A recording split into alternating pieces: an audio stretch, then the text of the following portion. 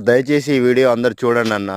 ఎందుకంటే ఏవేవో పనికిరాని యూట్యూబ్‌ల వీడియోలు చూస్తా ఉంటారు. దాని అర్థం పర్థం లేని వీడియోలు గూడా లైకులు కొడుతుంటారు. కానీ మా రైతులయి మాత్రం వీడియోలు ఎవరు చూడరు, లైక్ చేయరు, ఆదరణ అస్సలు లభించదు. మరి ఆ రైతులు ఏం పాపం చేసినో తెలవదు గానీ, ప్రకృతి అట్నే రైతులను నష్టం చేస్తుంది. ప్రభుత్వాలు నష్టం చేస్తాయి. ప్రతి ఒక్కరు రైతుని నష్టం చేస్తారు గానీ, వాళ్ళ బాధలు, కష్టాలు చెప్పుకోవడానికి ఒక యూట్యూబ్ లాంటి దాంట్లో గూడా ఎవరు సరిగ్గా ఆదరణ లేకపోతే ఎట్లా అన్నా? అందరికీ అన్నం గావాలి. అందరు తినడానికి అన్నం గావాలి. ప్రతి ఒక్కటి గావాలి గానీ, రైతుల బాధలు, రైతుల కష్టాల గురించి వాళ్ళు చేసే వీడియోలు మాత్రం ఎవరికీ అవసరం లేదన్న. ఎందుకన్నా అంతగా ఏం పాపం చేసిర్రు రైతులు?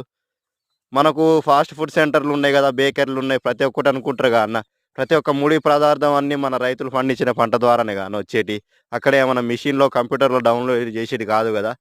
దయచేసి రైతులకు గూడా, రైతుల వీడియోలకు గూడా రైతులను గూడా కొంచెం ఆదరించండన్న. ఈ వీడియో అందరికి షేర్ చేసి కొంచెం మా బాధలు గూడా చూపెట్టండన్న. ఇవన్న రైతన్నలకు